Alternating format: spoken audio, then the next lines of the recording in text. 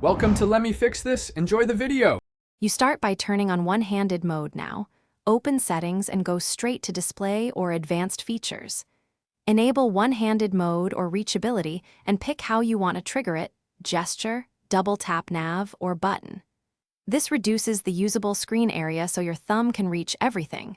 Once enabled, practice the trigger so it becomes automatic. You need this active for the rest of the steps, so make sure the option stays on and confirm the preview behaves as expected before proceeding. Once the overlay appears, reposition and resize to fit your grip.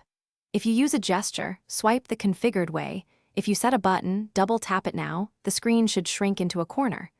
Drag the mini viewport toward your dominant hand, and if the feature allows, pinch or use controls to change the overlay size.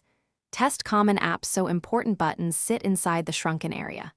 Make small adjustments until typing, scrolling, and reaching the status icons feel natural and reliable. To finish, lock in your trigger and practice activating the smaller screen several times until it's reflexive. If the overlay doesn't appear, toggle the one-handed mode off and on, and reboot the phone. Temporary glitches often clear with a restart. Make sure no accessibility or third-party apps conflict by testing in safe mode if needed.